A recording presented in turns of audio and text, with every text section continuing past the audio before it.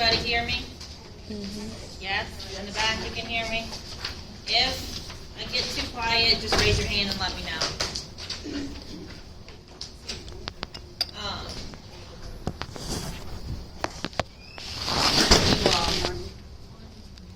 Get through this.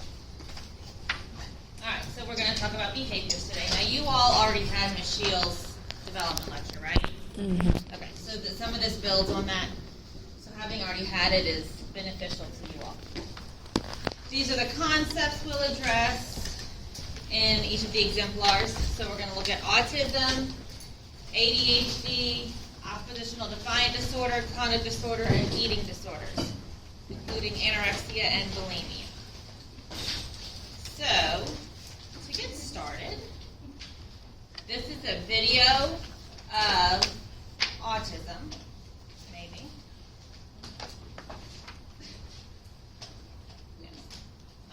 Just like an overview of what it looks like. An introduction to autism. Objective. Learn about the diagnostic characteristics of autism and the things you can do to screen young children for autism. Autism is a developmental disability characterized by deficits in 3 areas. Impairment in social interaction, impairment in communication, repetitive and stereotyped patterns of behavior and interest. Autism is the fastest growing serious developmental disability in the United States. As of March 2012, the Centers for Disease Control and Prevention reports that 1 in 88 children in the United States have an autism spectrum disorder. Boys are 5 times more likely than girls to have autism. Autism can also co-occur with symptoms of the following disorders: attention deficit hyperactivity disorder, obsessive compulsive disorder, learning disabilities, intellectual developmental disorder, and anxiety disorder. Part 1. Diagnostic criteria for autism spectrum disorder.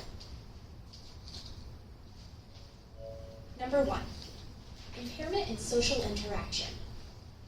Young children with autism demonstrate deficits in social interaction skills in many different areas. For example, the child may not establish or maintain eye contact with others.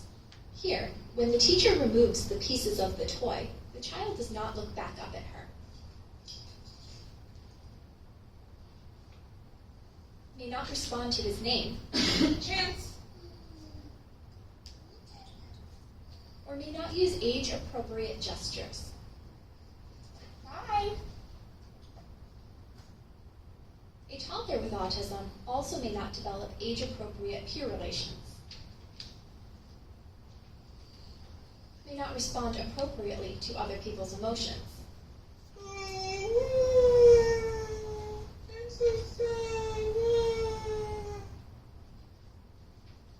Or may not share social experiences with others, or demonstrate joint attention skills.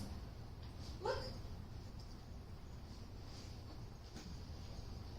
A young child with autism also may demonstrate a lack of make-believe play or social play. Phone's ringing. Ring, ring, ring.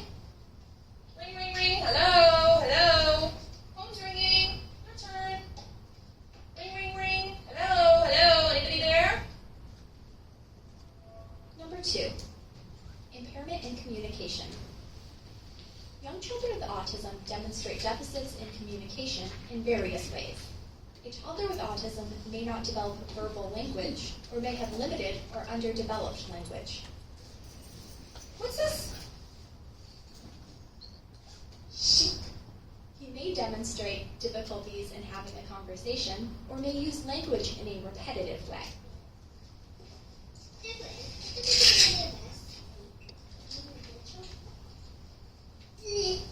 Can I help?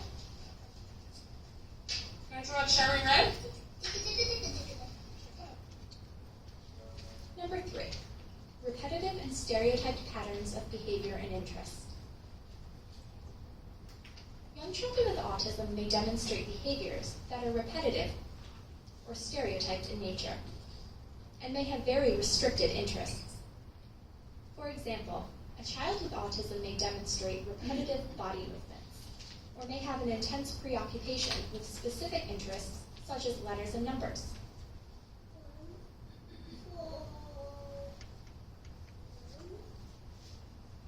Or with parts of objects. Here the child with autism is focusing on the little spinning circle in the center of the toy. A child with autism may develop rigid, non-functional routines and tantrum when those routines are interrupted.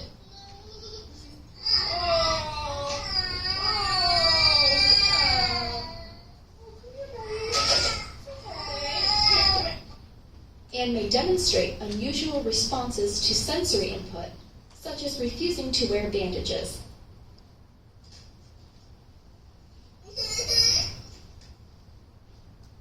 Or covering his ears in response to certain noises or sounds.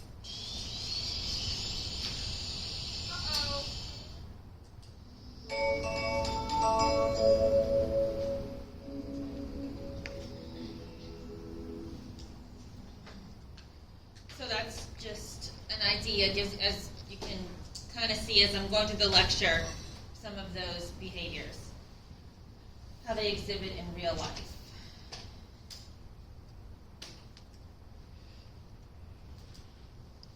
So, autism spectrum disorder is a persistent difference in communication, interpersonal relationships, and social interactions.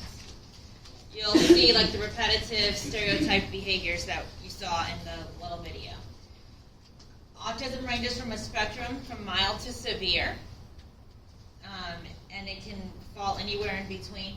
This is the spectrum that we're talking about, though. Usually when you think of a spectrum, you think of this line, less autistic to more autistic.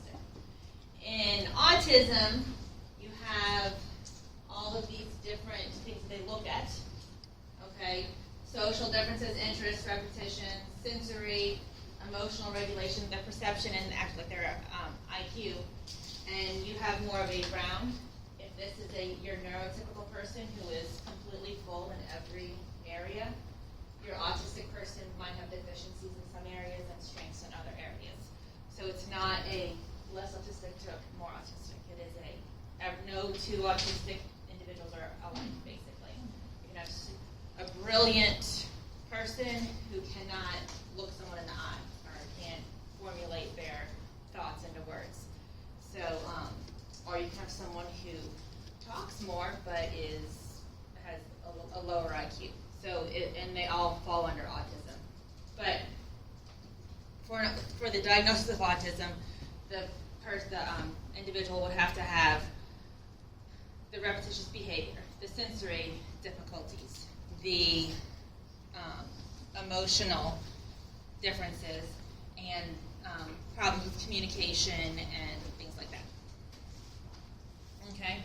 The pathophysiology of autism is actually not really well understood. We do know that they have seen a defect in the gene and gene expression in the cell cycle of expression. The brain construction is atypical in an autistic individual when compared to a neurotypical individual. However, that is an MRI or a CT of those changes those differences are not diagnostic of autism. They've just done MRIs after people have been diagnosed with autism and seen that there is a difference. But again, it is not diagnostic. The abnormalities do happen during fetal development. The etiology is really unknown. It's an association between genetic, immunologic, and environmental factors. Okay, so there are some genes involved. It does kind of run in families. There is immunology involved. I'm sure that everybody's heard that vaccines, specifically the MMR, can cause autism. That has not been actually proven. The immunology of the MMR vaccine can turn on basically the autistic tendencies in the child's brain, and after getting the MMR vaccine because of the immunological response to it, then they start showing the signs of autism.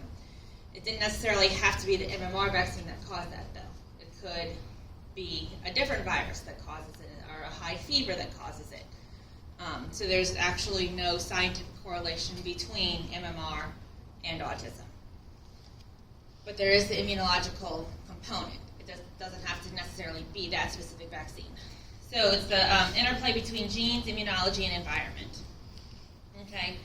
There are some conditions that do commonly co-occur with autism. That can be intellectual differences, mood or other mental health disorders like depression, things like that. Seizures, immune dysfunction, and GI issues. GI issues could be more of a result of the sensory aspect of autism, not necessarily that they have digestive problems. It's the sensation that they feel when they're full and things like that. I already touched on immunology, immune dysfunction. Now, our risk factors.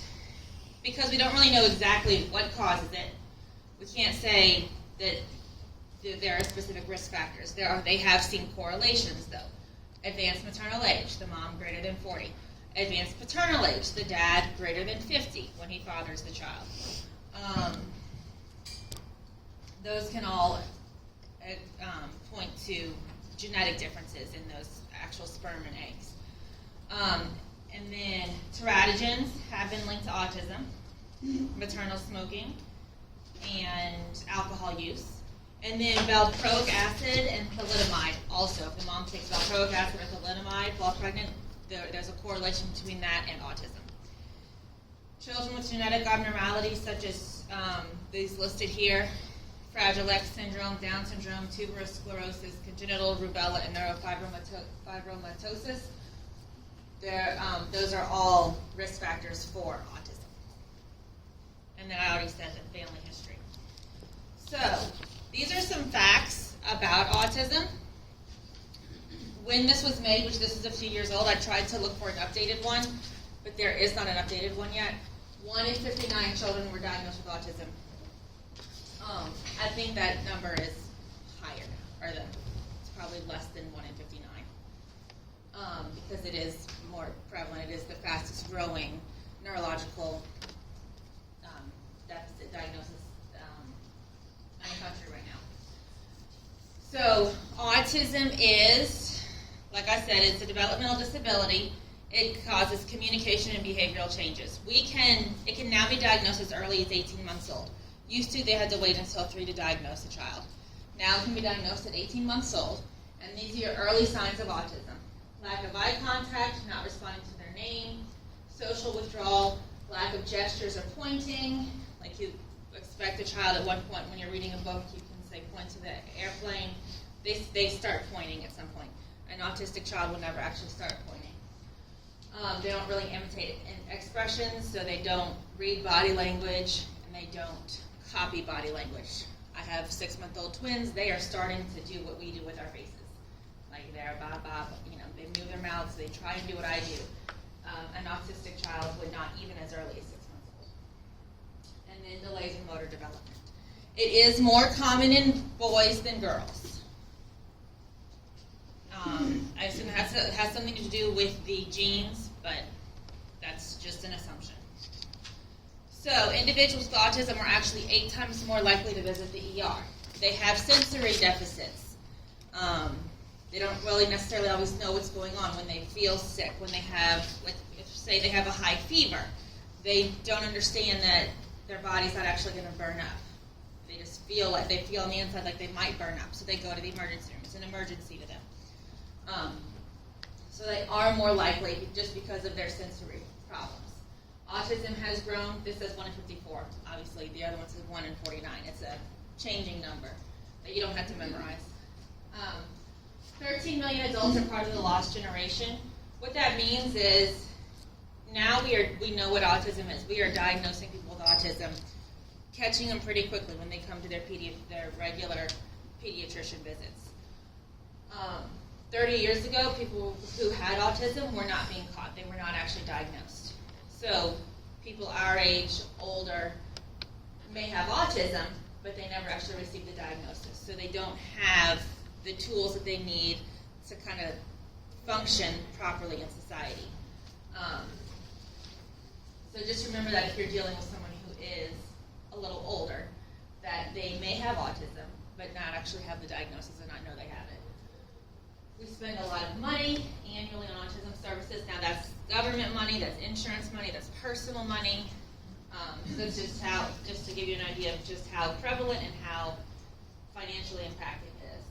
1 in 6 people do have a sensory disorder in 2019, and sensory disorders do fall under the autism spectrum. It is the fastest growing cognitive disorder, like I said. It's up 600%. And then less than 1% of emergency rooms have autism training.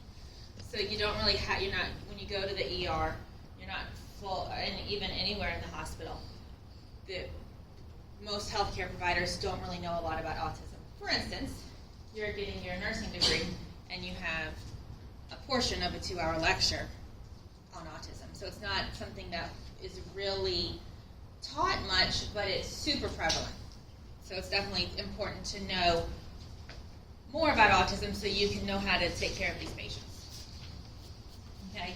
So the essential features of autism are usually apparent by age 3.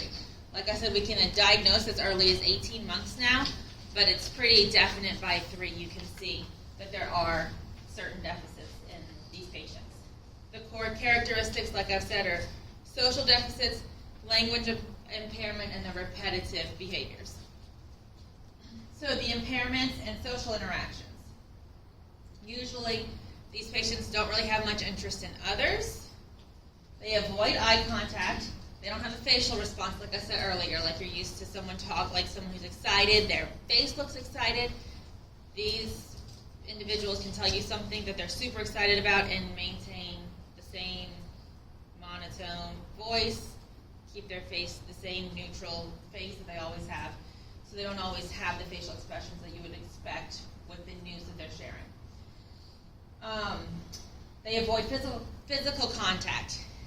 One of the first symptoms that you might see is an infant who doesn't like to be cuddled. They would rather just lay in their bed. They're crying when they're being held. But if you put them down, then they're happier. And that's not necessarily normal, what you expect for most babies. They don't really have friends. They don't understand the common characteristics of social interchanges. So conversations are hard for them. They're not picking up on the verbal cues, the nonverbal cues. And then, like I said, they can't express themselves as well as your neurotypical person. The communication deficits, that's usually the actual first thing that parents and pediatricians will see that will lead to the diagnosis. They don't necessarily notice the infant not wanting to cuddle. They don't necessarily notice the 6 to 9 month old not really mimicking facial expressions, but it's by age 1. If the child isn't babbling, then the pediatrician starts getting concerned.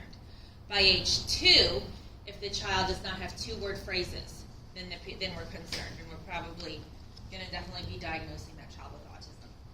Okay, so no babbling by age 1, and no 2-word phrases by age 2. Also, these kids don't participate in imaginative play. So you expect a child to, with a truck, pretend to drive, or a car to pretend to drive, with a baby to pretend to hold it and maybe give it a bottle, change the diaper. They don't do these types of imaginative expected play. And then some speech abnormalities that you'll see. They use you instead of I. So when they're talking about themselves, instead of using the pronoun I, they say you. And the reason is because they always hear people refer to them as you. So if you would say, how are you doing? They might say, you're doing fine. What do you want to eat? You want milk. Or whatever, you want cookie. So they always refer to themselves as you because that is what everyone else calls them when they're talking to them. The echolalia, that is a compulsive parroting of a word or phrase just spoken by another. So they just echo what they hear. Repeating questions instead of answering them. So if you say, what do you want to drink? They'll say, what do you want to drink? Instead of actually answering the question. Now, these are examples. So some kids might answer it with the pronoun you. Some kids might just repeat the question. And then a fascination with rhythmic, repetitive songs and verses. So they might pick a fast-paced song that they really like, and just one phrase of that song they want to hear over and over again, like they're fascinated, they're fixated on that specific phrase of that specific song. And they use listening to that kind of as a coping mechanism. Children with autism typically don't explore objects like you would, like I said kind of earlier, with toys. If you give this child a car, you expect them to pretend to drive the car. Instead of doing that, they may just like look at it and spin the tires. A baby doll, you expect most little girls will like hold the baby, some little boys. This child may just swing the baby around, which that's kind of normal too, but they don't have any normal isn't the right word, but they don't do what you would expect. If you tell them to hug the baby, they may not actually hug the baby.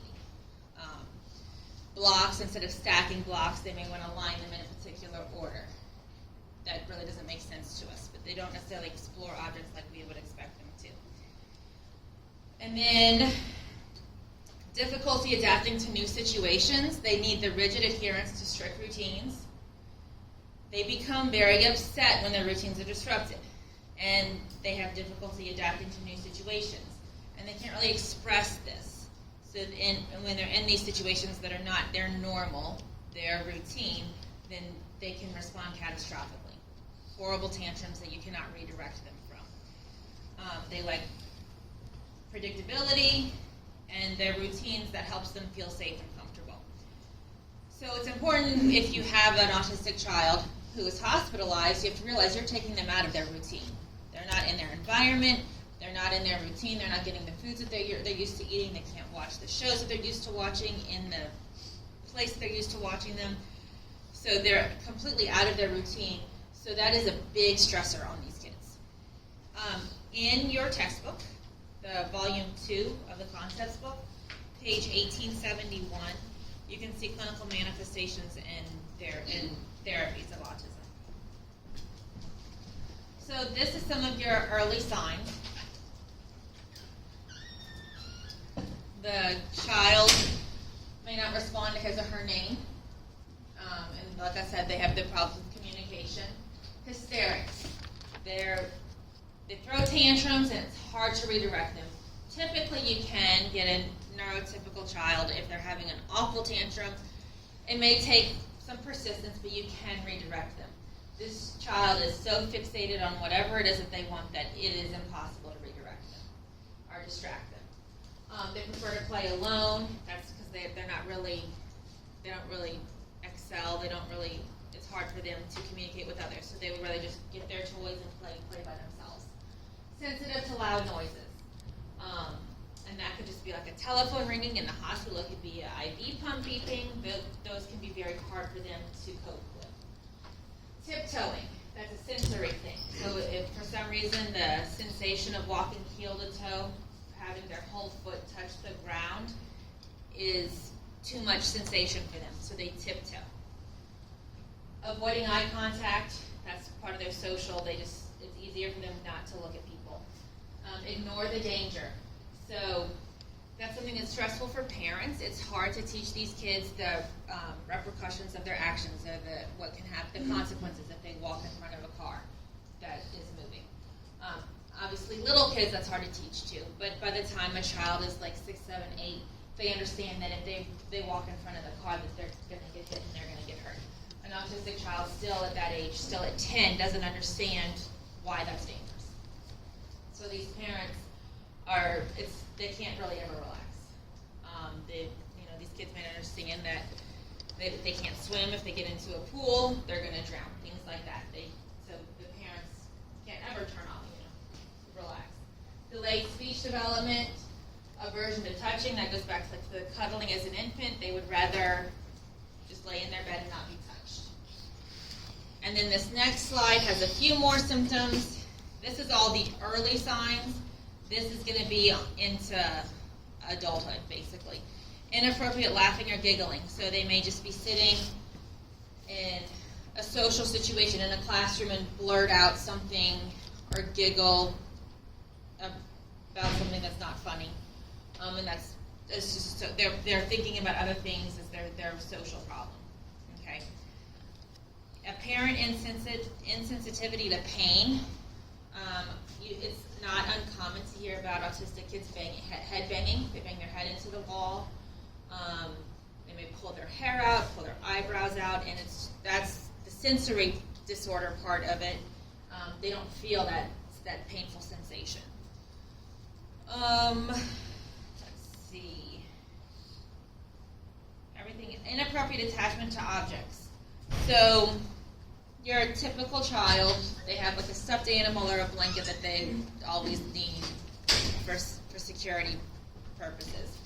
The autistic child might have that, but it might be towards something that is not actually a blanket or a stuffed animal or what you would expect.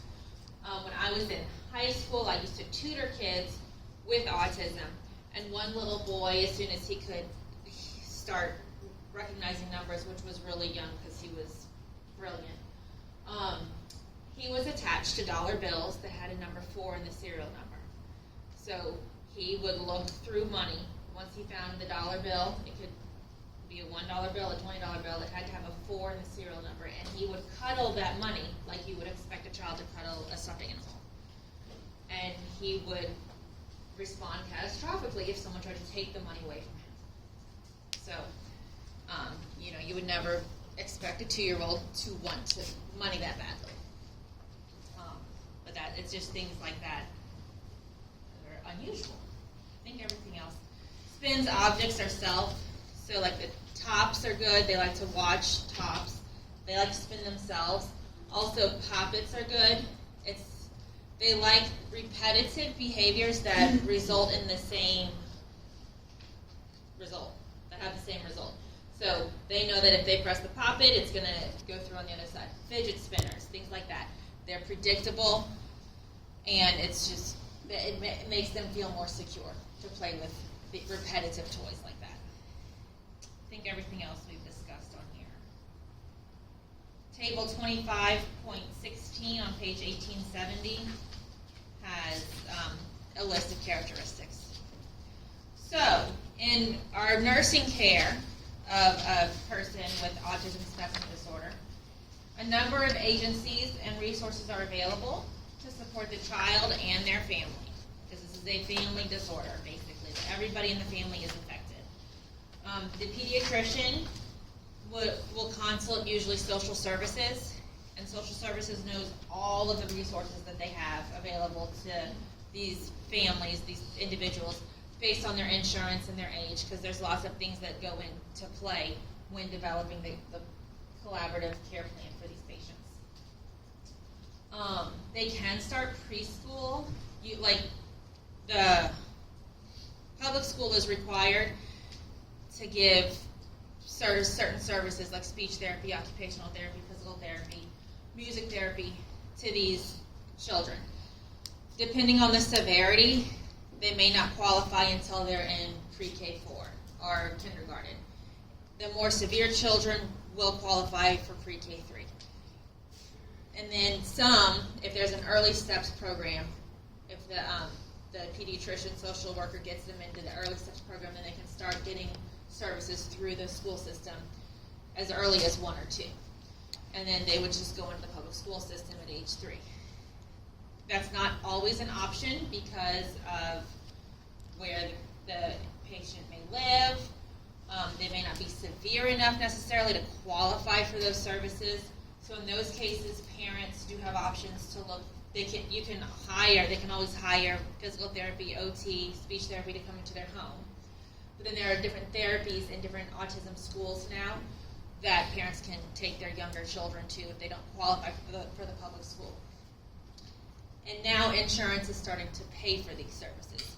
Before, when I tutored 20 years ago, insurance was not paying for these things. The parents would just have to pay out of pocket. Now, insurance does pay for like ABA therapy, which we're going to get into it a little bit. But social services needs to be involved. They know the resources, and they can get the parents everything that they need to develop a good collaborative care plan for these patients. Diagnostic tests. So we can't do a test, we can't do an MRI to actually diagnose autism. Like I said, there are changes that we have noticed on MRIs, but we can't do an MRI to diagnose it. There's no lab test. So diagnosis is based on screenings. And then based on how, in the presence of certain criteria, that's listed on the DSM-5. So you look at the DSM-5, if the patient meets all the specific number of criteria, then they're diagnosed with autism, like a psychiatric disorder. The MCHAT is the modified checklist for autism in toddlers. Pretty much starting at 12 or 18 months, every pediatrician visit, the parent will have to fill out the MCHAT or something similar to that. And then if the patient gets a certain number, a certain score, then they go on for further screening of autism. The pediatrician or nurse practitioner can diagnose, or they may send them out, depending on what they get on the MCHAT, may send them to psychiatry, psychology, something like that, or a neurologist to diagnose the autism and manage the treatment. And that is up to really the pediatrician. In some cases, the doctor may suspicion that there's something else going on, something organic like a brain tumor or a seizure disorder. So if it's not uncommon for them to order CT, EEG, things like that, to rule out something that's treatable that could be mimicking the symptoms of autism. Therapy. So there's no medication to actually cure autism. The only medications that we can really give are treating the co-occurring symptoms. So if there's a patient with GI symptoms, they may be on some kind of like GERD medicine or something to help with motility. If there's depression, then they're going to be on an antidepressant. If there's anxiety, they're going to be on anti-anxiety. There's no autistic medication. Okay? So most of our therapy is going to be non-pharmacologic.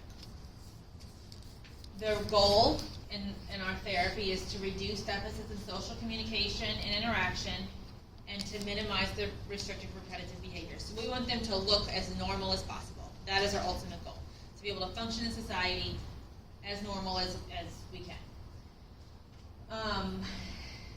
So the patient needs to learn adaptive skills to improve functional independence and then to reduce their restrictive behaviors. So we're trying to get them as independent as possible and look as normal as possible and be able to cope and function in society.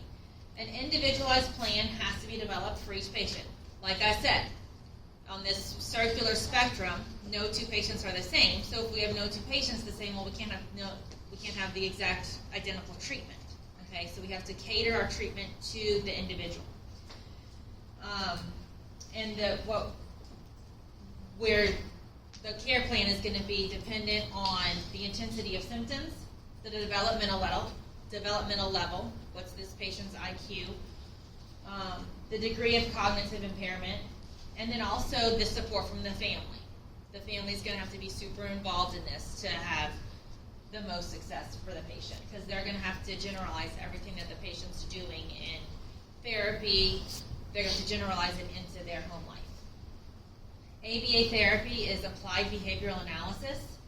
It's based on Skinner's model, where you will get what Skinner's model, to remind you, is you give someone a stimulus, they do the behavior, they don't do the behavior. If they do, and then they're waiting for some kind of reaction. It can be a positive or negative reaction. Skinner says that if, no matter what your reaction is, positive or negative, that increases the likelihood of the person doing the behavior. Okay? So in ABA therapy, you give the child a stimulus. You say, touch the ball. You have a ball on the table, you say, touch the ball. If they touch the ball, you reward them.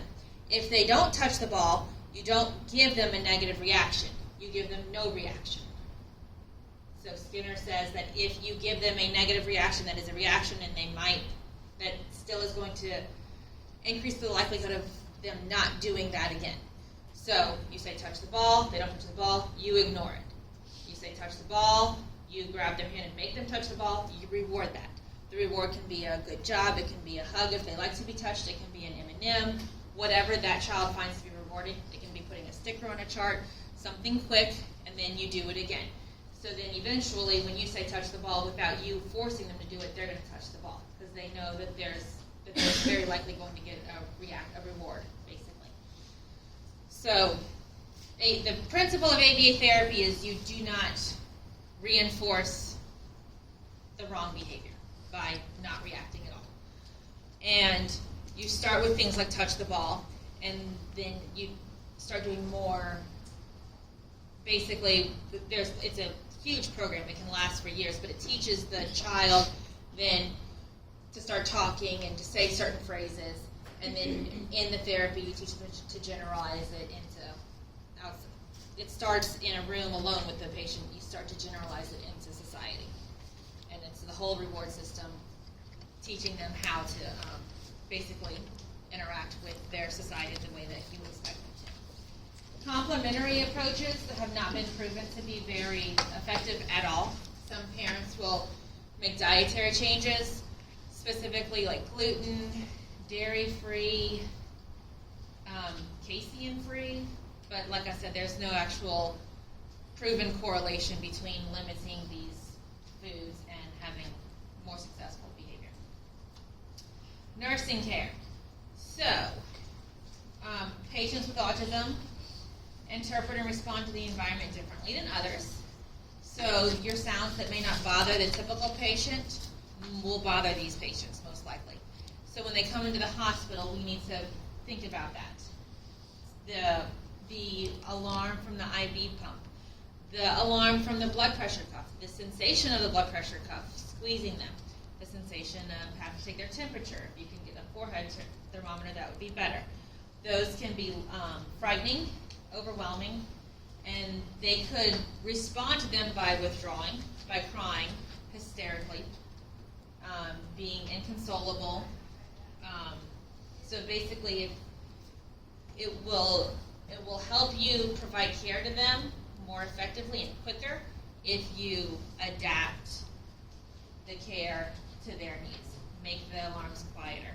Get them away from the nurse's station. The nurse's station is loud. There's lots of people talking. There's lots of activity. As long as it's safe for the patient, they should be away from the nurse's station. You should turn all of the alarms that might go off in their room as low as possible, to the lowest settings, things like that. When you go in, you should try to limit the number of times you actually have to go into the room. Try and do everything together. Okay. And then also, if the child is going to be an inpatient, have an inpatient hospitalization, it might help to bring whatever their comfort is from as much from home as possible, really, to make their hospital room more like their room, so that they feel like they're in their own space as much as they can feel that way. That will help them feel safer. So we like to encourage parents to bring stuff from home. When we're taking care of them, we need to make sure that we're providing supportive care. Develop a trusting relationship. It's difficult, but we need to adjust our communication, our techniques to meet the needs of the patient. So if they communicate by using sign language instead of talking, we need to learn the few signs for like pain, for hungry, thirsty, things like that, so that we can communicate with them. We need to assist them with their basic needs. If they're limited, we do what we can to help, but then also they may have a family member and they're helping as well. Try to maintain the routines they're accustomed to. So a lot of, like I said, they like rituals, they like routines. They literally might eat the exact same food for breakfast, lunch, and supper every single day. If they do, then we need to try and get that every single day. So if they eat bacon and eggs every single day, if they eat for breakfast, if they eat chicken nuggets every single day for lunch, we need to do what we can. Work with the cafeteria to get them what they're used to. They may watch one specific episode of Mickey Mouse every day while they eat breakfast. We need to try and facilitate that. They may sit in a certain chair. Like if it's a small chair and table, then maybe the parents could bring it from home. The more we make their environment seem like their home and their safe place, the quicker they're going to heal, the better they're going to do, the more compliant they're going to be with our treatment. So like I said, keep their daily routines consistent.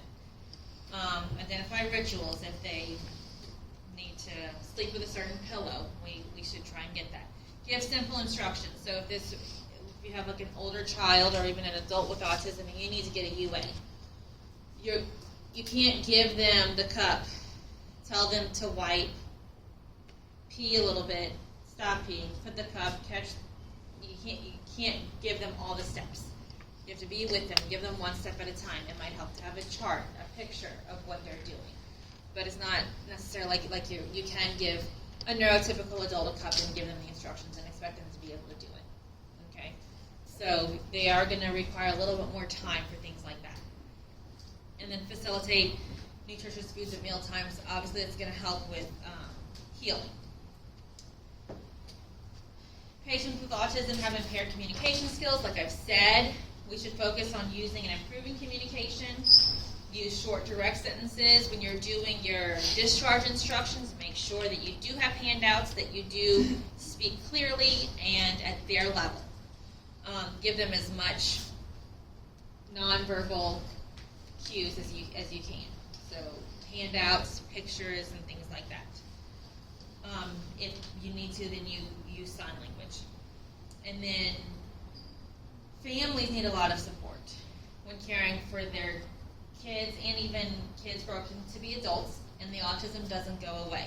So if this is a lifelong disorder that the parents are going to deal with. And it definitely causes a lot of stress because the parents wonder what's going to happen when I'm not there to take care of my child anymore, or when I can't physically take care of my child anymore. So we need to utilize training programs for parents, make sure that they're in support groups because it's stressful. And make sure that social services is involved. So as the child gets older, Social Security benefits are available. And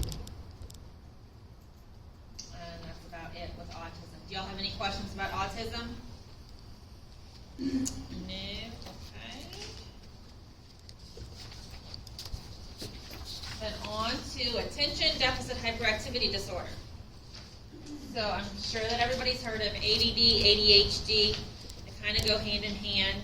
ADD is attention deficit disorder without the hyperactivity component. It's developmentally inappropriate behaviors involving inattention. If you have the hyperactivity, it just means that they're impulsive. So they have inattention and impulsivity. It is not strictly a childhood condition. Used to, we thought it was just a childhood condition. We would diagnose kids, and we would think that they outgrow it. We've now learned that kids don't necessarily outgrow it, and some kids that did not have some adults that did not have ADD or ADHD as children do develop it as adults. So the causes of ADHD. We don't exactly know what causes ADHD, but there are some risk factors that do increase susceptibility. So it's kind of similar to autism in that aspect. Genetics, exposure to toxins during pregnancy, so that would be cigarettes, alcohol, and illicit drugs. Some not illicit drugs. And then at a young age, exposure to lead or other toxins. A lower than normal birth weight. So as you have learned or you will learn, moms who smoke have lower birth weight babies. Their brains don't get the oxygen to develop like they should. Also, another low birth weight baby is going to be a preemie. So it's not uncommon for preemies to end up in childhood to start showing ADHD symptoms. And then certain brain injuries that can happen after birth. Either as a young child, older child, or even an adult. If you injure your brain in certain areas, then it can cause ADHD. The patho, again, is unclear. Some brain characteristics do provide clues. They may have deficits in the catecholamines dopamine and norepinephrine. So when we have decreased dopamine and norepinephrine, that lowers the threshold for stimulus to get into the brain. So if your typical brain, the threshold is up here because you have enough dopamine and norepinephrine. Anything that happens below here, your brain is tuning out. So if someone in this classroom is tapping their finger, you may not actually hear it. Your brain is blocking that out because you're focusing on me and the slides. If someone's twirling something, you're not here clicking their pen. You may not. Your brain is able to, in most cases, block that out. In your patient with ADHD, they can't block that out. The threshold is lowered. So everything. So if this is normal and this is not, and this is ADHD, every stimulus between here and here is getting into their brain. Does that make sense? And the catecholamines that are needed to block that stuff out are dopamine and norepinephrine. And then they could also have a delay in brain maturation and self-regulation. And like I said, the inability to inhibit stimuli. Okay? And then the reaction to getting all of that extra stimuli into your brain is to not be able to pay attention. And in a hyperactivity component is to be impulsive and act out, basically. Okay? Etiology. There's different interacting mechanisms, just like in autism: genes, biology, and environment. So we don't have the immunology component like we did in autism, but it's biology.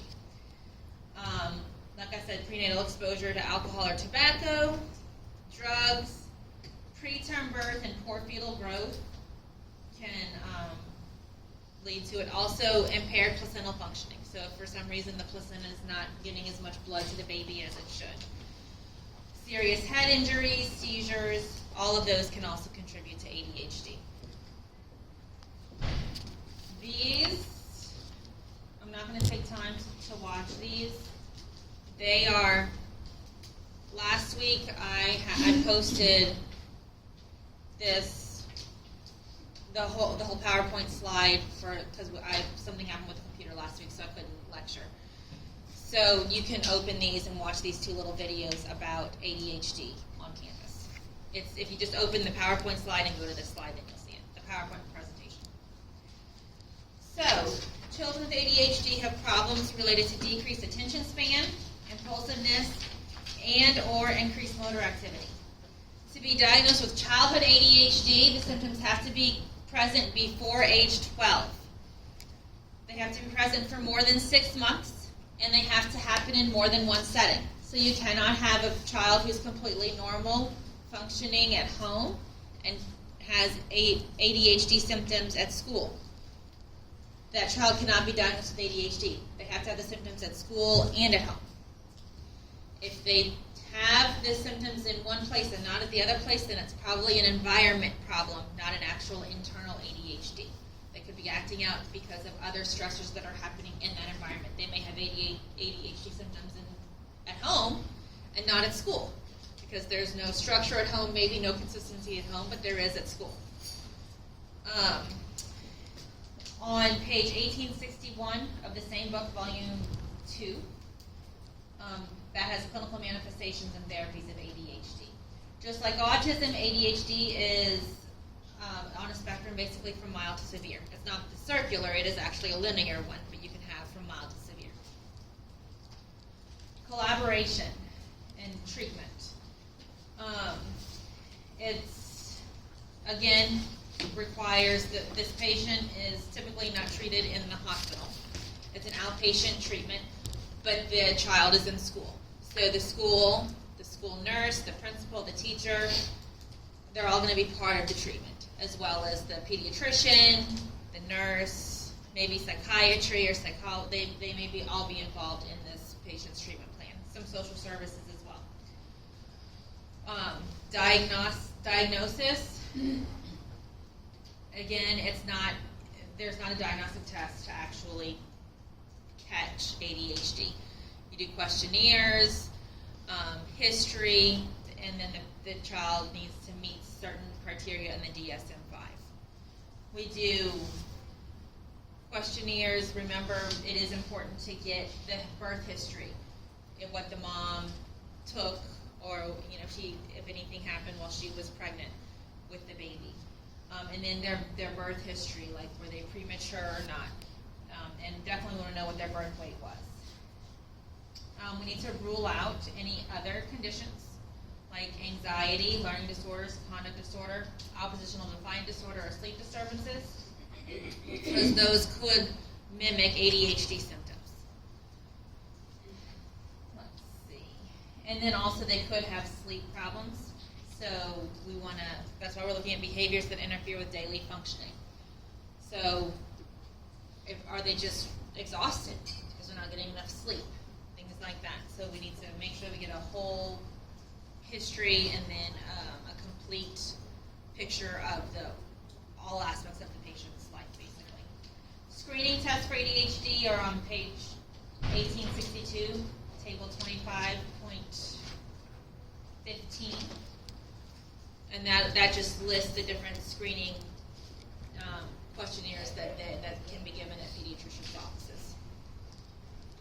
This is the DSM-5 criteria for ADHD. You don't have to memorize all the criteria, but again, just remember, it's 2 pages. So the patient has to have 6 or more of these symptoms for at least 6 months in 2 different settings. Okay, and then I said that it's not strictly a childhood condition anymore. So this is the adult criteria.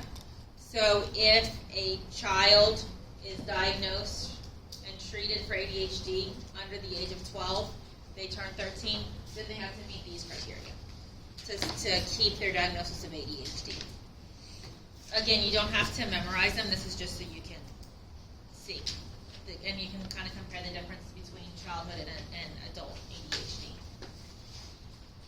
So,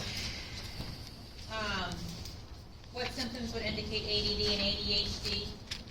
We have inattention, hyperactivity, and impulsivity. Basically, I want you to go through these and these are going to make you think. I'm not going to take time to go through them right now because we have 3 more exemplars to go through. But this is going to make you think. This is going to help you answer test questions if you can answer these questions. Okay? You can read your book, go through the notes. If you can't figure out the answers, then definitely reach out to me. This is, you're not going to be managing ADHD, you're not going to be treating it, but this is kind of a flow chart that doctors can use to figure out if the patient needs medication, therapy, what exactly is needed to treat this specific patient, depending on the severity and the age and the environment. Okay? So, therapeutic interventions for ADHD. Our first line of treatment is going to be non-pharmacologic. It can be used alone or in combination with medications. We don't use just medications alone. We can use therapy and medication or just therapy. But we're not going to jump to medications. The treatment of ADHD is multidisciplinary. Like I said, this patient is in school, typically, so you use everyone at the doctor's office, psychiatry, and then everyone at the school counselor, the school nurse, the teacher. Okay? Family is also, it's important to educate family because these parents are going to they're going to have to understand ADHD and know how to manage their child and make their house as where the child can succeed as much as possible in their home. Okay? Environmental manipulation. So the parents need to develop firm but reasonable limits. The child needs to be able to predict. They need to have like structure and predictability and have regular routines. Environmental stimuli and distractions should be reduced. So at home, when we're expecting these children to do their homework, they need to be in a quiet environment without the TV on, without siblings coming and going, without arguments going on, probably without food. Like they should have time in their space just to do their homework without all of these other things going on. Let's see. And then in class, they should be in a smaller classroom without as many decorations on the wall, maybe, a plain classroom. Their desk needs to be clean and orderly. They should only have on their desk the items that they need for that particular time. They should be sitting in the front of the class instead of the back. Because like I said, they can't inhibit as much stimuli. So if you're sitting in the back and you're watching everyone in front of you, you can't necessarily block out what they're doing. If you're sitting in the front, you have no idea what's going on behind you. The only person you can see is your teacher. So having them in the front is important, and then having them in a smaller classroom with a teacher who is more structured and rigid. You're not going to have your laid-back teacher who is quiet and doesn't really have command of her classroom as much as your more structured and rigid teacher. Okay. The routines help the child feel more organized, and then behavioral therapy is something else that can be done. Typically, it started at home, but it can go into the school. So behavioral therapy is where you give the child, if you have an expected behavior, you give them a reward, like a sticker or a penny, something like that. So for instance, if they get home from school, they take their 30-minute break to kind of unwind, eat a snack, and then they do their homework. After the 30-minute break, they complete their homework in an hour. They get a sticker. And after they do that, they fill out their chart. After they do that 20 times, and they can go to the store and buy something. Or they can go for an ice cream treat or something like that. So it's a behavioral, it's a reward system to get them to behave the same way. It's something that can be done every day to have the same behavior. And if they don't come home and do their schoolwork or their homework like they're expected to, then they don't get the sticker. This can also go into the classroom, whereas if you can have the teacher fill out a little mini report card every day. So if they come home with all check marks, all greens, whatever, then they get a sticker on their chart. And after they get however many stickers, then they get whatever reward they want. So that is a very effective treatment for these kids, because they want that. Make sure that whatever they're working for is desirable. That's called behavioral therapy. And then pharmacologic therapy is, we're going to use the CNS stimulants, non-stimulants, and a psychostimulant patch, which we're going to get into that in a minute on the next slide. First, just complementary approaches. Just like autism, they're not recommended. They haven't been shown to be very beneficial. Again, some parents will limit dairy and gluten. They may give them dietary supplements, and then neurofeedback is something that is done, but there's no necessarily proven benefits to doing anything like that. These are your medications. Your oral psychostimulants and non-stimulants, and then methylphenidate can be given orally or as a skin patch. Non-stimulants are only used in conjunction with the psychostimulants. So everyone who is on pharmacologic therapy is going to be on one of the psychostimulants. Okay? You do need to know the names, recognize the names of the psychostimulants. And then what's most important in nursing is going to be teaching the side effects. Okay? So 90% of the medications do have serious side effects. That include nervousness, insomnia, increased blood pressure, decreased appetite, and weight loss. So, we're giving these medications, these stimulants, to kids as young as 6, 7, 8 years old. And one of our side effects is weight loss. So, 6, 7, 8, 9, 10, up through puberty, that's an awful time to be losing weight, right? Our goal for these kids is actually for them to grow, eat, and grow.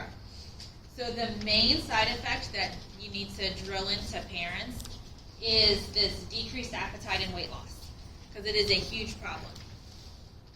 So what we need to teach these parents is before the child gets their medication in the morning, they need to have something in their stomach. They need to eat breakfast. Now, a lot of kids get free breakfast at school, so that poses a problem.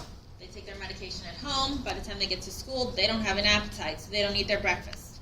So you need to tell the parents, you have to give them food with their medicine. They can still get their free breakfast at school, but give them a piece of cheese. Give them a granola bar, some fruit, something with their medicine, so they're not taking it on an empty stomach, and that's going to help them be able to eat their breakfast at school. The other option, if that is not doable financially or because of time constraints, then the parent's going to have to go sign that medication into school. So the child can get their breakfast and then take their medicine. Because I have seen it happen over and over again. I used to work in a school-based health center where kids would come to school, they would take their medicine at home, come to school, come to me because they were sick, their tummy was hurting, and I would say, well, did you eat breakfast? No. Did you take your ADHD medicine this morning? Yes. So they wouldn't eat breakfast, and then that would just spiral. They would be sick. They wouldn't eat lunch. So yeah, they took their medicine that day, but they still couldn't focus because they were starving.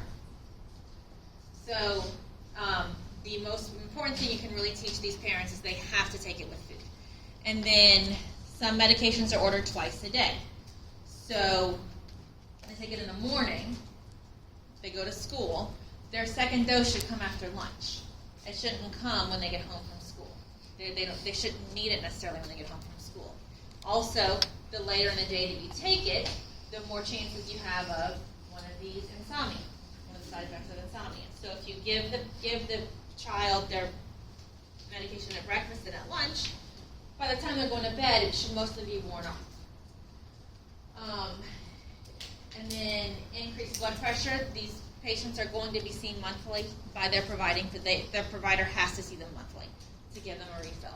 And the main thing is to check their blood pressure, check their weight, things like that. Make sure that they're not having these side effects that are actually going to seriously harm them. Okay, long-term use can result in growth suppression or weight loss. Let's see. Also, it's important to give these patients drug holidays. So they don't take the medications on school breaks. They don't take them on the weekends. And then when they're out for Christmas, out for Thanksgiving, out for the summer, they should not be taking these medications. That's going to give these kids a chance to kind of catch up a little bit. Now, that makes it harder for the parents because that means the only time these kids are medicated is when they're at school. So every time they're with the parents, they're not medicated. So it's hard. It's stressful on them. So it's important for us to make sure that they have the support that they need to provide, to let off their steam, but then also to provide this child with the rigid schedule and predictability that they need to be more successful. Nursing care. So here are some things that you're taking care of a patient with ADHD that you need to remember. Safety, simplified instructions. Just like in autism, you have to break complex things down. They should have lots of visual cues. When you're going and doing your discharge instructions, make sure that you're in it. You turn off the TV. You're in a quiet room. They're comfortable. There's not people in the background chatting.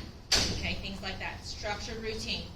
We need to make, as much as we can, make it predictable. Make sure that they get breakfast, lunch, and dinner. It's kind of out of your hands. It's up to dietary when they get their food.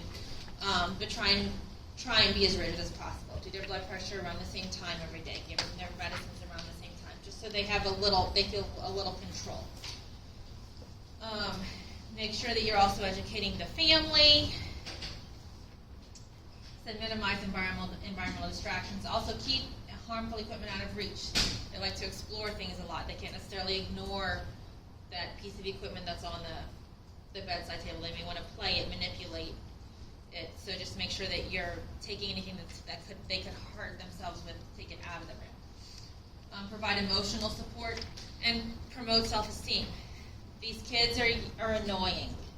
Like, they don't really necessarily have good friends because they're impulsive. Other kids find them to be aggravating. They may bully these kids. So make sure that you're doing what you can to make sure that they feel that you can to build them up. Okay, to help raise their self-esteem. Make sure that they do feel like they matter. Okay, things like that. Long-term prognosis. Like I said, some kids do outgrow this. Some kids do not. There is that if the child grows up and continues to have these symptoms and continues to be on medication, there is a correlation between alcohol abuse and substance abuse in adolescents with ADHD. You need to educate them. Really tell the kids, not just the parents, how serious taking these medications and mixing them with alcohol and drugs can be. That if they take some illicit drugs, then it could kill them. So you have to be real with them and make sure that they understand the repercussions of taking these drugs while they're on these medications. And then they really can't get drunk. And that goes into adulthood. Do y'all have any questions on ADHD? Okay. I cannot give y'all a break, I'm sorry. Keep going. Disruptive behavior disorders. So sometimes we see what we think might be ADHD or a learning disability, but it could actually be disruptive behavior disorders. And so these are going to be a little worse than ADHD. What starts out as looking ADHD kind of turns into this. We're going to talk about, there's a few, but we're going to talk about specifically oppositional defiant disorder and conduct disorder. Oppositional defiant disorder is the lesser of the two. It's not as bad. It is an oppositional child. They have ongoing pattern of defiance, disobedience, and hostility. It begins in childhood and go on to adolescence. This child easily loses their temper. They're constantly arguing with adults. They don't just, if you tell them to do something, they don't just do it. They always have to argue back. They're defiant. They're annoying. They're also easily annoyed. They blame others. Nothing is ever their fault. If they forgot their homework at home, it's not their fault. It's their mom's fault. They're always blaming others for whatever happened. If they hit someone, they tell you, well, it's because of what that person did. They deserved it. So they're never at fault. They're spiteful and vindictive. So it can be defined as a recurrent pattern of negativistic, disobedient, hostile, defiant behavior toward authority figures. But they don't seriously violate the rights of others. They're not actually harming people. They're not. They're just bad, basically. They're non-compliant. They push the limits, but they don't actually get arrested or do things that are serious, or actually hurt people. Nothing seriously bad. This is the DSM-5 criteria for ODD. So they're defiant, they're argumentative. You don't have to memorize this, but this is just so you can see what exactly ODD is. Okay? It's going to be important as the nurse to build a good rapport with this patient. They want to be in control. So instead of going in at the beginning of your shift and saying, hi, my name is Annie, I'm going to be your nurse today. I'm going to be back at 8 o'clock to take your vital signs. I'll be back at 9 o'clock to give you your medicine, and this is the plan for the day. Instead of going in and telling them that, then you can say, hi, I'm Annie. I'm your nurse today. I need to take your blood pressure and temperature in the next hour. What time are you going to come back and do that? And then sometime between 8 and 10, you're going to have to take your medicines. What time would be a good time for you? Give them as much control as you can. Because there are things that you're not going to be able to control. You're not going to be able to control what time their meals come. You're not going to be able to control what time ultrasound comes to get them. So what they can be in control of, allow them. Because then that's going to increase your chances of compliance for the things that you can't control. So the definition is a persistent pattern. Conduct disorder. Moving on. That was oppositional defiant. Moving on to conduct disorder. It is the next level after ODD. So your patient with conduct disorder, they have a persistent pattern of behavior that violates the rights of others. Or they violate societal rules. They're not concerned about laws. They're really not scared or worried about being arrested. They will hurt somebody. They will vandalize things without thinking anything of it. It's not a big deal to them. They're not worried about consequences. It is more severe than ODD. It is antisocial and disturbed, and it can lead to antisocial personality disorder. This person has multiple issues with anger, destruction, aggression towards people and animals. They don't really care about injuring. They might have the BB guns and kill animals. They're not worried about that. They may decide their little sister's being annoying, and so they just break her arm, things like that. They don't care. They're not worried about consequences. They're not concerned about other people and how they feel. They destroy property, like I said. The vandalism, they can set things on fire. They're deceitful. They steal, not worried about being caught. They completely do not care about other people. It's just them, okay? And they violate all sorts of rules and laws. This is the DSM-5 criteria of conduct disorder. So when you're taking care of this patient, you need to look at how they interact with their family, if they have family there. Someone who has total disregard for their family, they may not have any support people there. But if they do, watch how they treat their mom or their siblings or their aunt, whoever's in there with them. Like I said earlier, it can lead to antisocial personality disorder. Antisocial personality disorder is something that can only be diagnosed in adulthood. But there have been many people who've been diagnosed with antisocial personality disorder who are the horrible criminals. Those are the people who are going on shooting sprees, going into schools, things like that. But basically what happens in these kids is they don't actually develop psychosocial and moral development. They lack the nurture part. Basically, they don't get nurturing in their home is usually when we dig deep what we find. We have seen brain changes in these patients. They actually, like the part of their brain with moral development and just caring about other people, that's actually smaller. And the reason is because they are not actually receiving care, nurture, love that helps that part of your brain actually grow and develop. There are typically issues in the family dynamic. So like I said, we need to make sure that we're observing the family situation when we have these patients.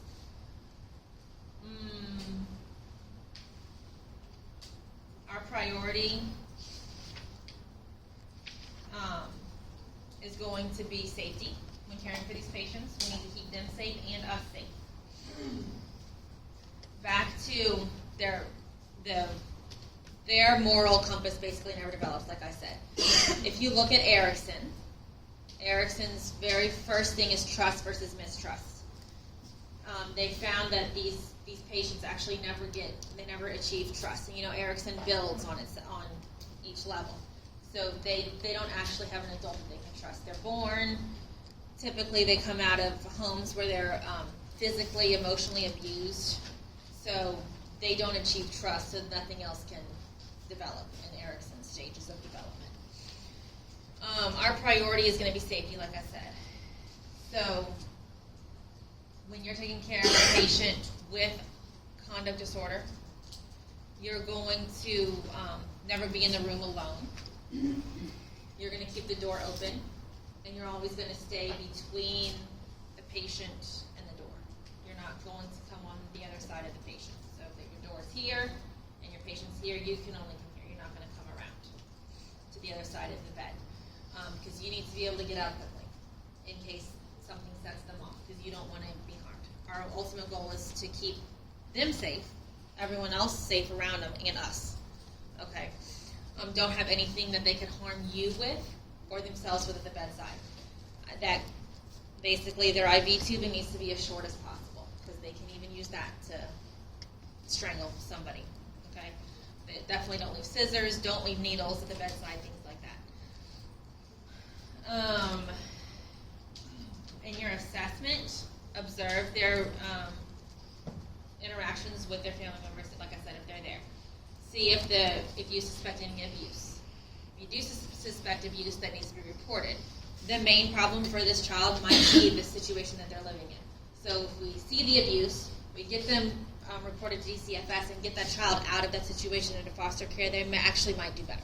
There could be drugs involved in the house, there could be abuse, things like that. So just getting in a different stable environment might be all that they need.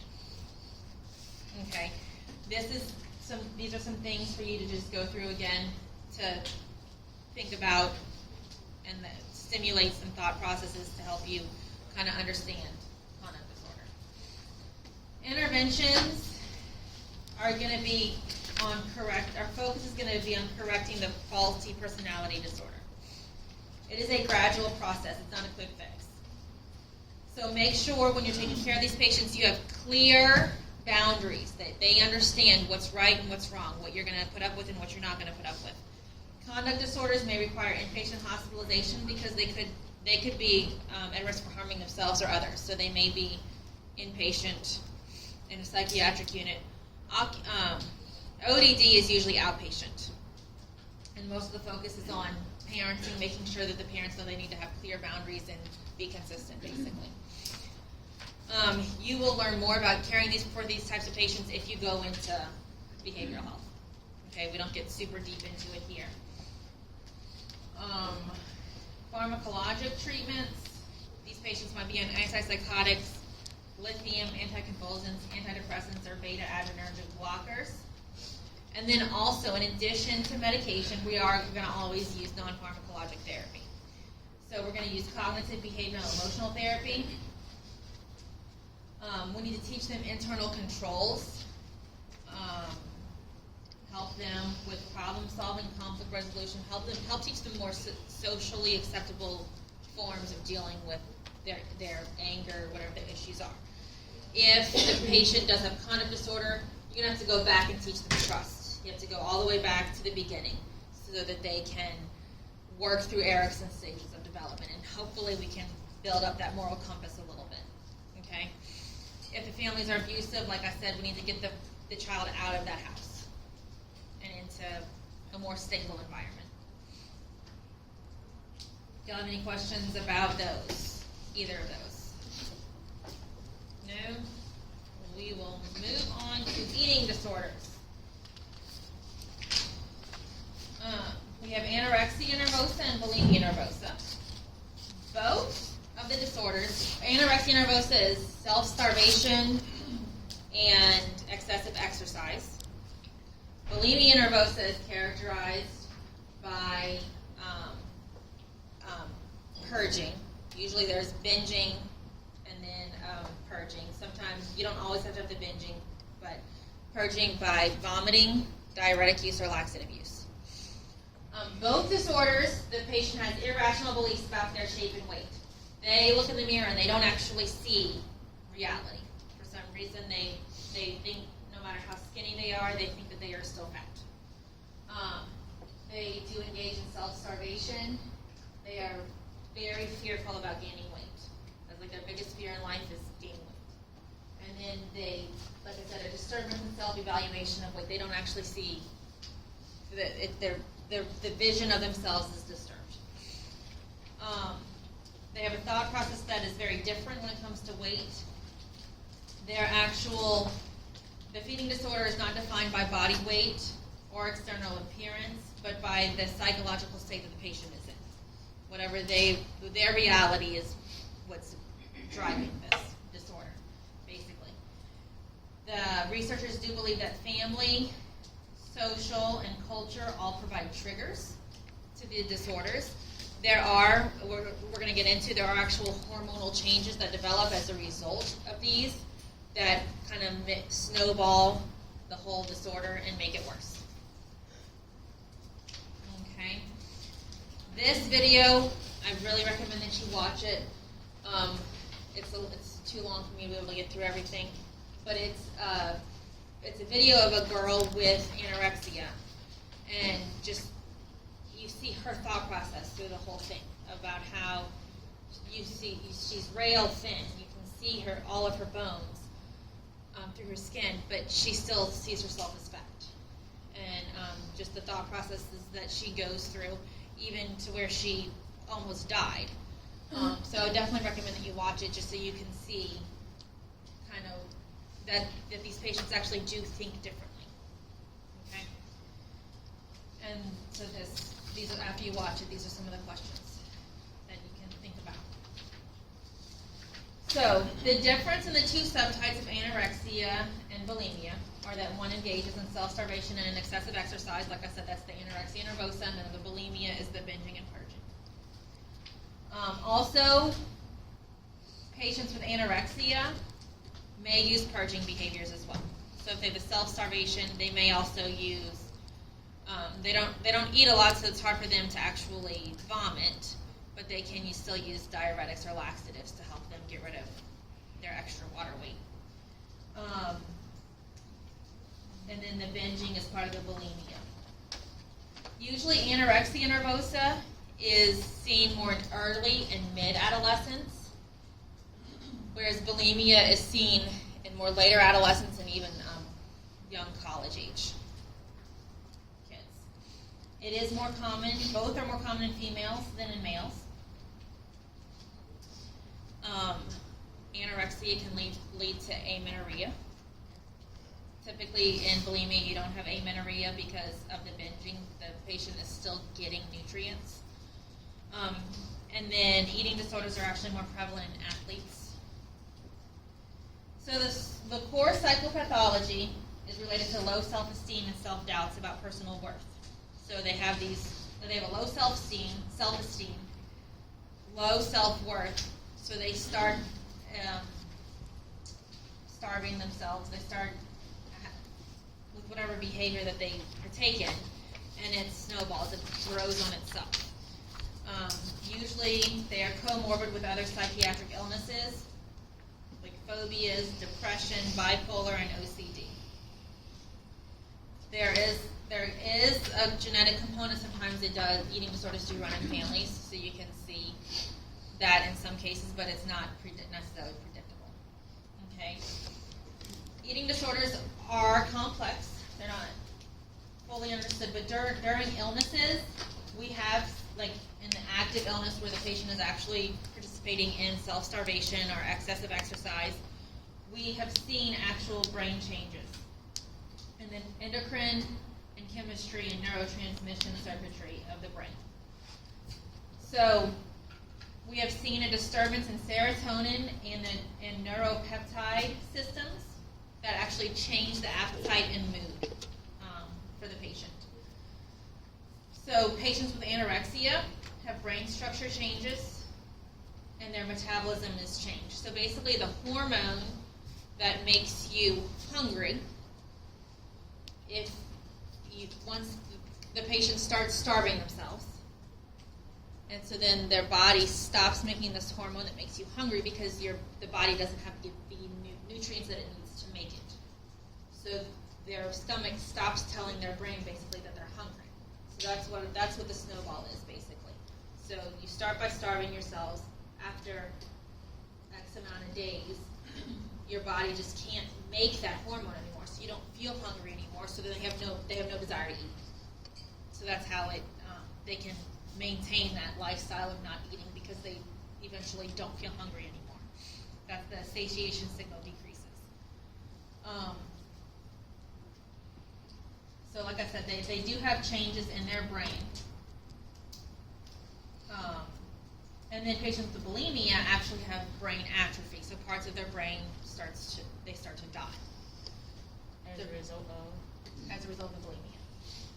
Because they're getting rid of, whenever they purge, they're getting rid of potassium, sodium, the electrolytes that your body needs to keep cells alive. And they're getting rid of it. And once you kill these brain cells, you can't regenerate.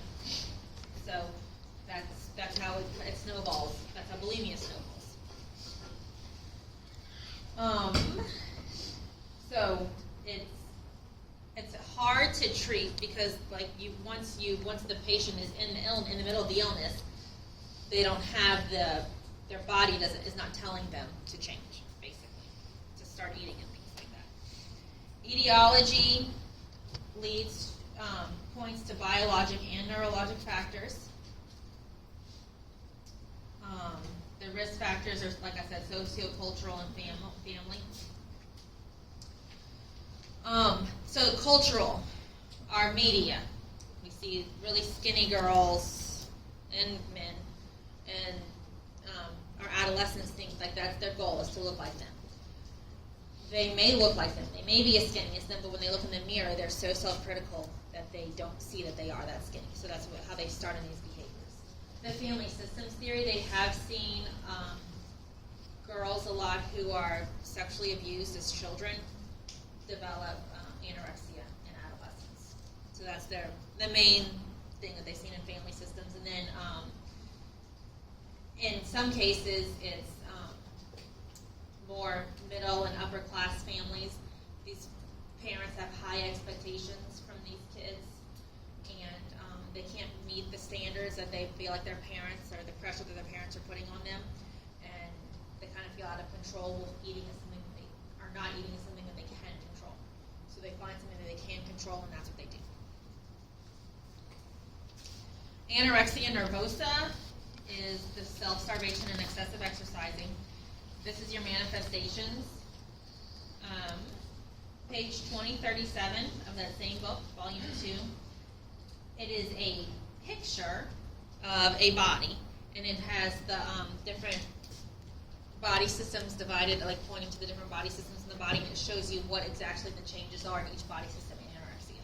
So I recommend that you look at that picture just to give you a visual. That's page 2037. The page right before that, 2036, is a chart that lists the manifestations of anorexia and then bulimia. So in anorexia, you have the body shape obsession. They want to look like that person on TV. They're perfectionists. They're rigid. A lot of them do have OCD. They want to be. They have rituals, and they have to follow those same rituals. For instance, they may have to exercise for 5 hours a day in a specific routine. If they eat something, it's just they're going to measure it out. They're going to drink half a cup of water, like measure out half a cup of water. Measure out 1 tablespoon of rice or whatever it is they choose to eat. Body disturbances, strenuous exercise. They do excessive exercise. Physiological reductions. That's talking about the they have the amenorrhea. They're not getting potassium. They're not getting sodium. They're not getting any of the nutrients you get from food, and so then their body's not making the hormones and the chemicals that it needs to function. And then sensitivity to cold. They don't have any body fat on them to keep them warm. And then they're depressed. I mean, they're not eating. They're depressed. Bulimia. That is where they have the cycle of binging and purging. They do also have a body image disturbance. They use laxative enemas and diuretics. They do sometimes have extreme exercise. They hoard food, and they eat in secret. These patients are not necessarily small. They could even be obese. They are overweight. Because when they binge, they will maybe eat up to 2,000 calories in one sitting. Your body's going to absorb some of that. So they purge, but they're not getting rid of all that they ate. And what they eat is typically junk food. Okay, so they binge, and then they feel guilty, so they throw up, and then they try to take the diuretics and laxatives to get rid of anything extra, but they still hold on to weight. So our diagnostic test for anorexia and bulimia, there's going to be lab changes. Obviously, their electrolytes are going to be off, usually all low. They're going to pretty much be dehydrated, so they'll have kidney changes. CBC, the blood counts will probably be low. Bone density, and specifically the anorexic patients, they're not taking in calcium. So since they're not taking in calcium, their bones are going to be brittle. So they may have osteoporosis. EKG, these patients are not, the bulimic and anorexic, their potassium is low. Anorexic patients are not ingesting potassium. And then the bulimics, every time that they purge, they're losing potassium. So that you'll see a lot of times EKG changes. Physical exam, those are going to be based on whether or not it's anorexia or bulimia. So do they have the symptoms of self-starvation? Are they cachectic? Cold? Brittle nails? Those are all anorexic. For bulimia, you may see like teeth changes from constantly vomiting. Like I said, they would be more overweight, normal weight or overweight. When you read in your textbook and look at the picture and the graph, like I said, then you'll see the differences and the clinical manifestations of the two. Pharmacologic therapy, the only thing that's been treated for patients to take for an eating disorder is bulimia, and it's the antidepressant fluoxetine. The reason that that has been approved by the ADA is a lot of times in bulimia, they're eating to cope with some stressor. So if we get them on fluoxetine, well then maybe they will not have that stressor. So they won't feel the need to eat. So that's why that's been approved. It works in some cases it does not. Non-pharmacologic therapy is going to be more effective. Psychotherapy is used in anorexic patients.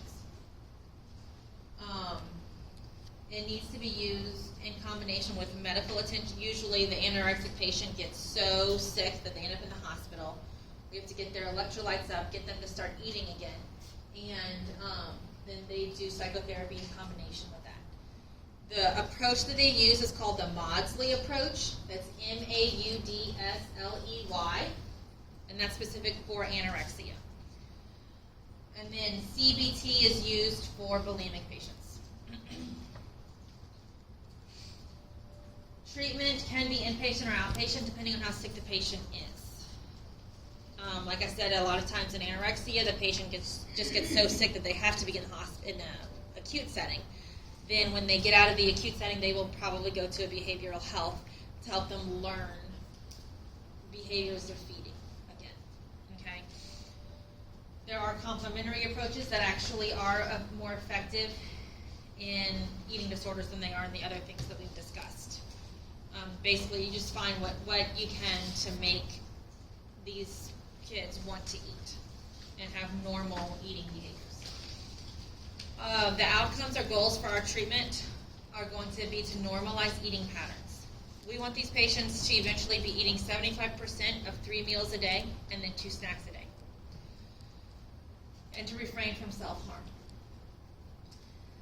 Ultimately, we can gauge success on the patient's body weight. We want them to weigh 85 to 90% of what would be ideal body weight for their height, and not to have physical complications. We don't want them to have the EKG changes. We don't want them to have kidney problems or liver problems or low electrolytes. So we want their body to be functioning like it should be. We want them to start making the hormones that make them feel hungry again, things like that. What's important to remember, though, as you're taking care of these patients, is our goals for them are their biggest fears, right? They don't want to eat. They want to be in control of what they eat and how much they eat and when they eat. They definitely don't want to gain weight. And so our goal is for them to gain weight in anorexia, and their goal is for them not to gain weight. So it is a very hard treatment to get them to actually change the way they feel about the way their body looks and their relationship with food. Nursing considerations. You cannot be, as the nurse, you can't go in as an authority figure and like a parent. You can't go in and say, you have to eat this or else you'll be punished, things like that. That's not going to be effective. Talk to them about their relationship with food, talk to them about their relationship with whatever, what is causing them to have this behavior. Try to get to know them, and then you'll be able to know how to approach them better. Like I said, our goal is their biggest fear. We want them to learn more constructive coping skills, improve social skills, and develop problem-solving and decision-making skills away from food. We don't want food to be either the one thing they can control or what they run to when they're upset. Like I said, treatment modalities will be counseling, health teaching, psychotherapy. And then refeeding syndrome in anorexic patients, that is where you start feeding them actually too fast, and they, or not too, when you fix their electrolyte problems, their hydration problems too fast, basically, and then they end up, their body's not ready, like their norm is a low potassium, you start giving them potassium, you get them into a normal level, well that can actually cause worse problems. You have to do it very slowly. So refeeding syndrome is basically where they start having heart problems and brain problems because their electrolytes are being fixed too fast. Family therapy is also indicated. The family is going to be part of the treatment. When the patient goes home, who's going to be feeding them? The family. So you have to teach the family, whether it's the sister, the aunt, the grandma, the mom, the uncle, whoever it is that's going to be caring for them. You have to teach them the most effective ways to get the patient to eat. And it's not going to be to go in and yell at them and tell them they have to eat. There are ways to approach them. And then if there is a abuse problem or something that's causing, that started the whole problem, well, then that needs to be addressed too. In family therapy. Do you guys have any questions? No? I have these questions. You want to go through the answers real quick? Yes? I know it's 9:50, so if anyone needs to go, you can. But the diagnosis of autism is based on C. Any questions about that? Understand? When providing care for the patient with autism, the nurse should consider the following except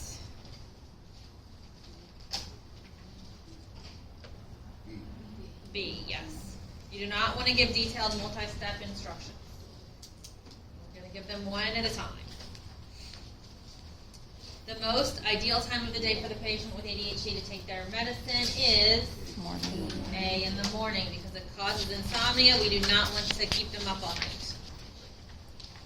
In which disorder does the patient violate the rights of others? C, conduct disorder. They don't care about other people at all. And then the signs and symptoms of anorexia nervosa and bulimia include, it will be, it's a select all, I should call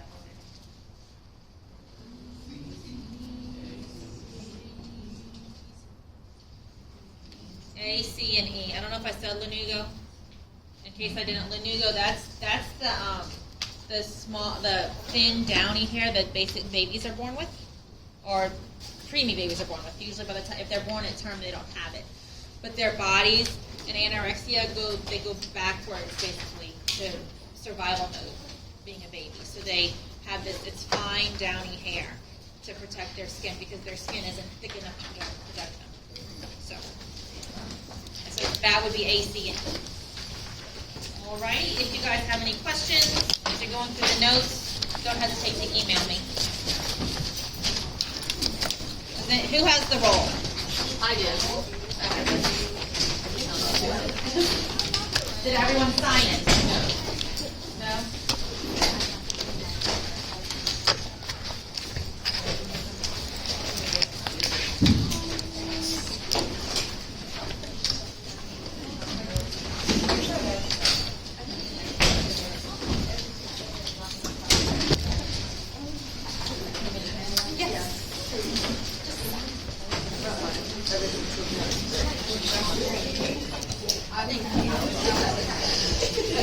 Yes, you can.